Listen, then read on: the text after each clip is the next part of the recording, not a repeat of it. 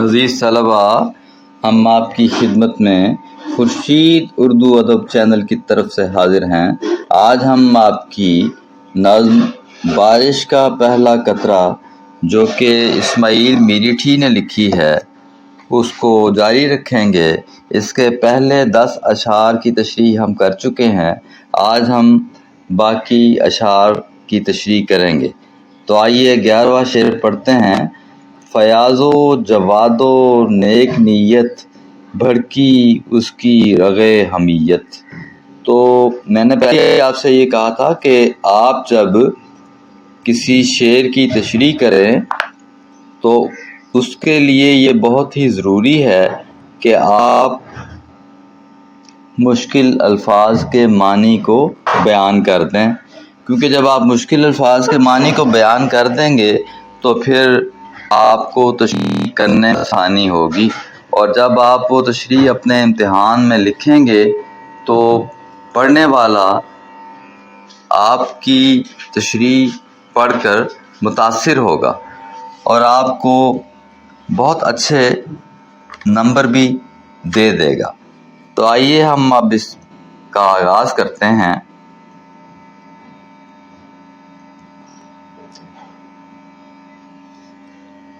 فیاض کا مطلب ہے سخی، دریا دل، جواد بہت بخشنے والا، رغے حمیت بھڑکنا یعنی خودداری، عزت کا احساس پیدا ہونا، عزت نفس۔ تو شاعر کا نام آپ کو میں نے پہلے بھی بتایا ہے کہ جب بھی آپ کسی نظم کے اشعار کی تشریح کرنے لگیں تو سب سے پہلے آپ نے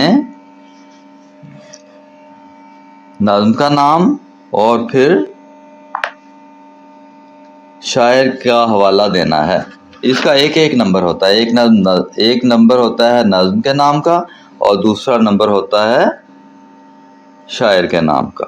تو اب ہم اس کو اس طرح لکھیں گے، اس طرح بیان کریں گے، تشریح اس کی اس طرح سے بنے گی کہ ایک قطرہ بہت بہادر تھا اور اس کے اندر دوسروں کی خدمت کا جذبہ کوٹ کوٹ کر بھرا ہوا تھا۔ وہ چاہتا تھا کہ وہ خود کو پیاسی زمین پر موجود مخلوق کے لیے قربان کر دے، اور اس طرح اس کی زندگی بھی کامیاب ہو جائے گی، اس کی زندگی کا مقصد بھی حل ہو جائے گا۔ وہ اپنی جان ہتھیلی پر لیے ہوئے تھا اور زمین پر موجود سب کی پیاس بجھانا چاہتا تھا۔ اس کو ہمت اور بہادری کے سمندر نے گھیر رکھا تھا، یعنی اس کا مطلب کیا ہے؟ دلیری اور بہادری کی لہریں اس میں موج زن تھیں، ٹھاٹھیں مار رہی تھیں، یعنی وہ سمندر جو ہے قربانی کا سمندر، وہ اس کے اندر موجیں لے رہا تھا، موج زن تھا، ٹھاٹھیں مار رہا تھا۔ وہ بڑا بے چین تھا کہ کسی طرح زمین پر کود پڑے، اور ہمت اور بہادری کے سمندر میں وہ ڈوبا ہوا تھا۔ اس نے یہ فیصلہ کیا کہ وہ خود کو اہل زمین کے لیے قربان کر دے، کیونکہ وہ دریا دل تھا اور وہ لوگوں کو عطا کرنے والا، بخشنے والا، یعنی اس کے اندر بہت سی خوبیاں تھیں۔ وہ چاہتا تھا کہ زمین سیراب ہو جائے، وہ چاہتا تھا کہ زمین پر موجود مخلوق جو اس وقت بہت زیادہ پیاس، وہ کسی طرح سے سیراب ہو جائے، اس کو کسی طرح سے پانی مل جائے۔ اس کے بعد آگے اگلا شعر ہے، اس میں وہ بیان کرتے ہیں، شاعر کہتے ہیں کہ بولا للکار کر کے آؤ، میرے پیچھے قدم بڑھاؤ، کہ وہ جو ننھا سا قطرہ تھا آخرکار اس کے دل میں محبت کا جوش پیدا ہوا اور ولولہ پیدا ہوا۔ اس نے اپنے ساتھیوں سے، اپنے ساتھی جو قطرے تھے ان کو کہا کہ آؤ میرے ساتھ آؤ، میرے ساتھ شامل ہو جاؤ اور میری پیروی کرو۔ اس نے سب کو پکارا اور کہا اور کہ میرے ساتھ آ جاؤ، میں تو زمین پر برسنے کے لیے جا رہا ہوں۔ اس کے بعد کیا ہوا؟ نمبر 13 شعر ہے، کر گزرو جو ہو سکے کچھ احسان، ڈالو مردہ زمین میں جان۔ تو یہاں پر اس قطرے کی زبان میں جو اس کے احساسات ہیں وہ بیان کیے جا رہے ہیں کہ اس قطرے نے کہا کہ کر گزرو، یہ وقت کچھ کر گزرنے کا ہے، آؤ میرے ساتھ آؤ، احسان کرو، نیکی کرو۔ اور جو مردہ زمین ہے، جو عرصہ دراز سے خشک پڑی ہے، یہاں پر کہیں بارش نہیں ہوئی ہے، پانی کا نام و نشان نہیں ہے، آؤ ہم سب چلتے ہیں اور اس مردہ زمین میں جس میں کوئی بھی سبزہ نہیں ہے، بالکل مردہ، جان ڈال دیں اور اس کو زندہ کر دیں۔ اس کے بعد نمبر 14 ہے، یارو یہ ہچر مچر کہاں تک، اپنی سی کرو بنے جہاں تک۔ ہچر مچر کہتے ہیں ٹال مٹول کرنا، پس و پیش کرنا، تأمل کرنا، سوچتے رہ جانا۔ اپنی سی کرو بنے جہاں تک، جہاں تک ممکن بنے، جہاں تک ممکن ہو سکے اپنی کوشش کرو۔ یہ وقت ٹال مٹول کا نہیں، ہچر مچر کرنا کا مطلب ہے کہ ٹال مٹول کرنا۔ یہ وقت جو سا ہے سوچنے کا نہیں ہے، بہانے بنانے کا نہیں ہے، آؤ کچھ کرنے کا وقت ہے، میرے ساتھ چلے آؤ اور زمین پر برسو تاکہ جو زمین ہے اس میں جان پیدا ہو جائے۔ مل کر جو کرو گے جاں فشانی، میدان پہ پھیر دو گے پانی۔ تو شاعر اسماعیل میرٹھی کہتے ہیں کہ اس قطرے نے کہا کہ ہم سب مل کر زمین پر جب برسیں گے تو کیا ہوگا؟ ہر طرف پانی ہی پانی ہو جائے گا، زمین پانی سے بھر جائے گی، پانی ہی پانی دکھائی دے گا۔ اور یہ جو کمال کوشش ہے، جاں فشانی یعنی جانثاری، اور یہ محبت ہے، جانثاری، جاں فشانی جانثاری۔ اب تم جو کام کر رہے ہو، کمال کوشش، جاں فشانی کے کئی مطالب ہیں، کمال کوشش کرنا، جانثاری، محبت، یہ سب اس کے معنی ہیں۔ تو شاعر یہاں پہ یہ کہہ رہا ہے کہ اس قطرے نے یہ کہا کہ آؤ سب مل کر زمین پر اترتے ہیں، آؤ برسات کرتے ہیں، آؤ ہم آگے بڑھتے ہیں، اور جو زمین ہے، جو مردہ زمین ہے، اوپر یہ بیان ہوا ہے نا، ڈالو مردہ زمین میں جان، تو یہاں پہ کہہ رہا ہے کہ میدان پہ پھیر دو گے پانی، اور جب تم زمین پر اتر جاؤ گے تو پانی ہی پانی چار سو نظر آئے گا، اور پھر کیا ہوگا کہ زمین کی پیاس بجھ جائے گی۔ اس کے بعد ہے، کہتا ہوں یہ سب سے برملا میں، برملا آزادانہ۔ تو شاعر کہہ رہا ہے کہ میں سب سے آزادانہ یہ بات کر رہا ہوں، آتے ہو تو آؤ، لو چلا میں، کہ آنا ہے تو میرے ساتھ آ جاؤ، میرے ساتھ شریک ہو جاؤ، کیونکہ میں تو آگے بڑھ رہا ہوں، اور یہ وہ کامیابی کا رستہ ہے جو میں نے چن لیا ہے۔ تم آؤ میرے ساتھ اور آگے چلتے چلے آؤ، اور زمین کی پیاس بجھاؤ، اور زمین پر موجود تمام مخلوق جو کہ پیاسی ہے اس کی پیاس کو بجھاؤ۔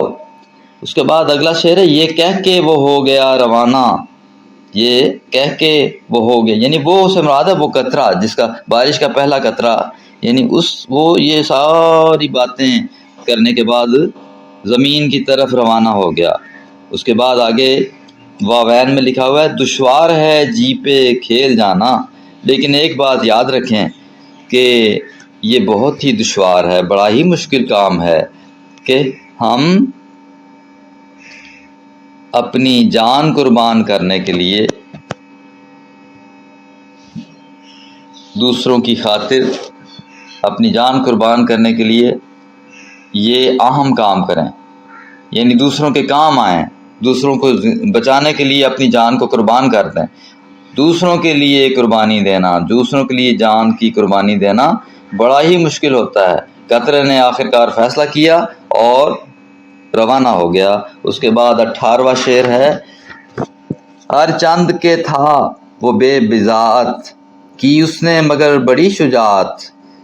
ہر چند اگرچہ، تو شاعر کہہ رہا ہے کہ اگرچہ وہ قطرہ بے بضاعت کا مطلب ہے کہ اس کا کوئی سرمایہ نہیں تھا، اس کی کوئی بساط نہیں تھی، وہ بے بذات یعنی بے سر و سامان تھا، اس کے پاس کچھ بھی نہیں تھا، اس کی کوئی حیثیت نہ تھی، وہ معمولی سا ایک چھوٹا سا وجود تھا۔ اس نے مگر بڑی شجاعت، لیکن اس نے کیا کیا، بڑی بہادری اور دلیری دکھائی اور اپنی جان کی پرواہ نہ کرتے ہوئے زمین کی طرف روانہ ہو گیا۔ اس کے بعد اگلا شعر ہے 19واں، دیکھی جرت جو اس سخی کی، دو چار نے اور پیروی کی۔ جب اس قطرے کی حالت دیکھی کہ اتنا زبردست اس نے کام کیا ہے، اتنی زیادہ اس نے دریا دلی کا مظاہرہ کیا ہے، اس قدر شجاعت اور بہادری دکھائی ہے، دلیری سے کام لیا ہے، تو پھر کیا ہوا؟ تو شاعر کہتا ہے کہ اس قطرے کو دیکھتے ہوئے اس کی پیروی کرنے والے یعنی دوسرے قطرے بھی اس کے ساتھ شامل ہو گئے اور دو چار نے اس کی پیروی کی، اور آہستہ آہستہ دیکھتے دیکھتے کیا ہوا؟ اگلا شعر ہے 20واں، پھر ایک کے بعد ایک لپکا، قطرہ قطرہ زمین پہ ٹپکا۔ تو پھر کیا ہوا؟ جب قطروں نے دیکھا کہ ہمارا ایک ننھا سا جو قطرہ ہے، جو بارش کا پہلا قطرہ ہے، وہ زمین پر اتر گیا ہے، اس کو دو چار قطروں نے اور اس کی پیروی کی ہے، اس کے نقش قدم پر چلے ہیں، اور پھر ایک ایک کر کے بہت سے قطرے اس بارش میں شامل ہو گئے اور یہ قطرے قطرے زمین پر برسنے لگے۔ پھر کیا ہوا؟ 21واں شعر ہے، آخر قطروں کا بند گیا تار، بارش لگی ہونے موسلادھار۔ موسلادھار ہوتا بہت زبردست بارش ہونا، تیز بارش ہونا۔ تو اسماعیل میرٹھی یہاں پہ بیان کر رہے ہیں کہ پھر کیا ہوا؟ یہ دیکھنا تھا کہ ہر طرف بارش ہونے لگی اور تار بند گیا، مراد یہ ہے کہ زبردست بارش، لگاتار مسلسل بارش ہوتی چلی گئی، اور موسلادھار محاورہ ہے، اس سے مراد ہے کہ بہت زبردست بارش ہونے لگی۔ پانی پانی ہوا بیاباں، سیراب ہوئے چمن خیاباں۔ اور پھر کیا ہونا تھا؟ دیکھتے ہی دیکھتے ہر طرف پانی ہی پانی ہو گیا، اور بیابان ویرانے، غیر آباد جگہ تو کیا ہوا؟ پانی دکھائی دینے لگا، اور چمن کا مطلب کیا آپ کو میں نے بتایا تھا، گلستان، خیابان وہ راستہ جس کے دونوں طرف پودے یا پیڑ ہوتے ہیں، پیڑ درخت کو کہتے ہیں نا، چھوٹے چھوٹے درخت یا پودے ہوتے ہیں، اور پھولوں کی کیاری بھی خیابان کہلاتی ہے، پھولوں کی کیاری۔ اس کے دو مطلب میں آپ کو دوبارہ بتا دیتا ہوں، پھولوں کی کیاری کو خیابان کہتے ہیں، اور خیابان کا دوسرا مطلب ہے وہ راستہ جس کی دونوں جانب پودے یا پیڑ ہوتے ہیں۔ تو شاعر اس شعر میں یہ کہہ رہا ہے کہ پانی ہی پانی ہوتا چلا گیا، ہر طرف بارش ہی بارش ہونے سے غیر آباد جگہیں بھی آباد ہو گئیں، اور چمن یعنی گلستان بھی آباد ہو گئے، یعنی پانی ہی پانی سے بھر گئے۔ اور تھی قحط سے پائے مال خلقت، اس میں سے ہوئی نہال خلقت، نہال خوشحال۔ اس شعر میں شاعر کہتا ہے کہ قحط کہتے ہیں خشک سالی کو، یعنی بارش نہ برسنے کے بعد خشک سالی ہو جاتی ہے، قحط پڑ جاتا ہے، ہر طرف قحط کا دورہ تھا، خشک سالی تھی، لیکن جیسے ہی پانی برسنا شروع ہوا یعنی بارش ہونے لگی، تو پھر کیا ہوا کہ جو مخلوق ہے، جو دنیا ہے، جو کائنات ہے، وہ ساری خوشحال ہو گئی، نہال ہو گئی، بہت زیادہ خوش ہو گئی، ہر طرف خوشی ہی نظر آنے لگی۔ جرت قطرہ کی کر گئی کام، جرت قطرہ کی کر گئی کام، کہ جرت ہمت، طاقت، دلیری، بہادری، ایک چھوٹے سے ننھے قطرے کی جو جرت ہے، بہادری ہے، وہ کام کر گئی، اس نے اپنا کام کر دیا، باقی ہے جہاں میں آج تک نام۔ اور یہی وجہ ہے کہ اس ننھے قطرے کا، اس بارش کے پہلے قطرے کا نام آج تک زندہ ہے، دنیا اس کی تعریف کرتی ہے کہ اس قطرے نے بہت بڑا کام کیا، اس نے جرأت کی اور وہ گرم زمین اور جو پتھر جن کا ذکر اس نظم میں آیا ہے ان کو اور زمین کو اس نے سیراب کر دیا، یعنی جتنی مخلوق تھی وہ پیاسی تھی، زمین پر موجود جتنے بھی جاندار اور بے جان چیزیں تھیں وہ پانی سے بھر گئیں، اور وہ جو جرأت اور وہ جو ہمت اور جو قربانی اس قطرے نے دی اس کو دنیا آج تک یاد کرتی ہے۔ صاحبو قوم کی خبر لو، قطروں کا سا اتفاق کر لو۔ کا سا مطلب جیسا، تو قطروں کی طرح کا، قطروں جیسا اتفاق اور اتحاد پیدا کرو اپنے اندر اگر تم ترقی کرنا چاہتے ہو۔ یعنی اپنی قوم سے مخاطب ہو کر اسماعیل میرٹھی کہہ رہے ہیں کہ یہ تمام نظم اس بات کی عکاسی کر رہی ہے، اس نظم سے ہمیں یہ سبق ملتا ہے کہ ایک قطرہ، تنہا قطرہ کچھ بھی نہ تھا، جب اس نے اپنے ساتھیوں کے ساتھ مل کر ایک بات پر